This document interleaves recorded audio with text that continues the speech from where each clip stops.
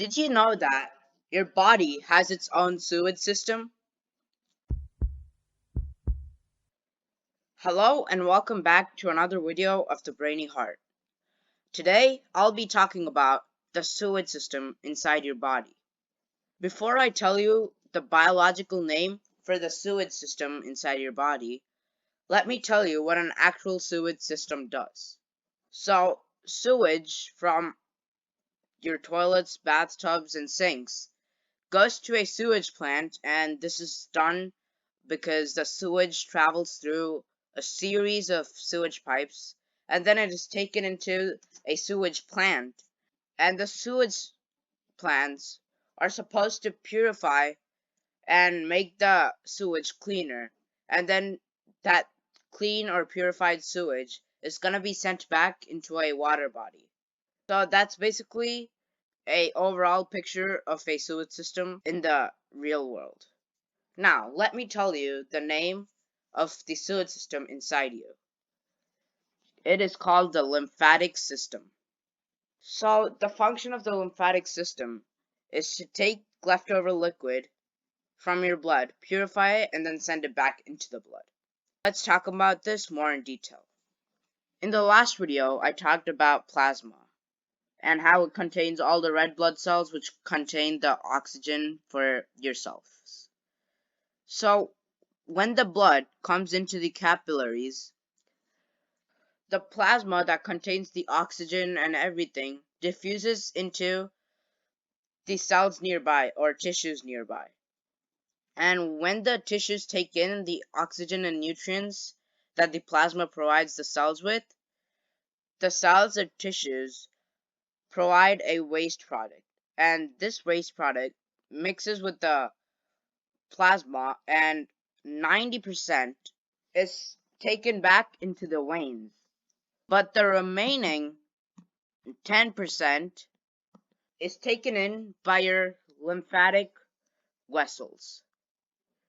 In my opinion, the lymphatic vessels are one of the coolest vessels in your body because they open from their sides. And as you can see, the leftover 10% cannot enter from the ends because the lymphatic vessels are close-ended vessels.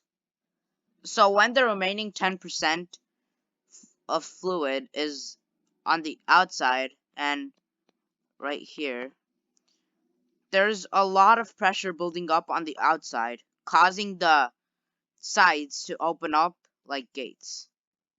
And they leave big enough gaps for bacteria and germs to come in. And normally the 10% of leftover liquid contains almost all the bacteria and germs. And once the 10% remaining 10% fluid comes back in, the pressure inside builds up, causing the sides to close back up again. And after this, there are valves inside your lymphatic vessels that move the remaining fluid that the lymphatic vessel collected. That remaining 10% fluid is called lymph. I like to think of the lymph as the sewage and the lymphatic vessels as the sewage pipe. You might have noticed in the definition that I gave for the lymphatic vessels, I put down the word lymphatic nodes. You might be wondering what these are. Let me tell you. Nodes are the small circles that are shown in the picture here. Those are all the lymphatic nodes inside your body. No, the lymphatic nodes are the sewage glands of your body. They take in the lymph or the sewage and they purify it basically. The lymph nodes or the lymphatic nodes have a lot of white blood cells. And if you remember from previous videos, White blood cells are like the protectors of your body. So the white blood cells destroy the bad things in the lymph, for example, bacteria or the germs.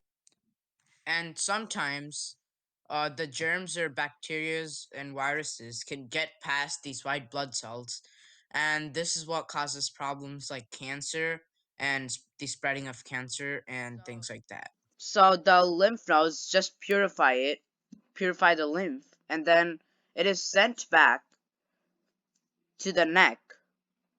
And in the neck is where the lymph or the purified lymph goes back into the bloodstream. And there you go. That's basically what a sewage system does, but except it's called the lymphatic system, and the sewage plant is called the lymphatic node, and the sewage pipes are called the lymphatic vessels, and the sewage is called lymph. And in the real world, the purified sewage would go back into a water body, and inside your body, the purified lymph goes back into the blood. That was the relationship between the lymphatic system and the cardiovascular system. The lymphatic system is also part of the immune system.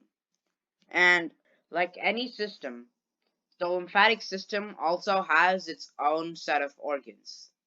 So some of the organs are the spleen, the thymus, the tonsils, and etc.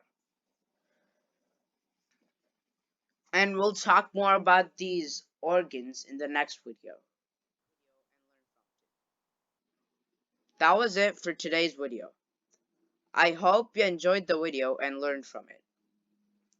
I'm always open to questions, comments, and or suggestions. Check out my blog at brainyhearts.wordpress.com. This is the Brainy Heart signing off. I'll catch you later in the next video.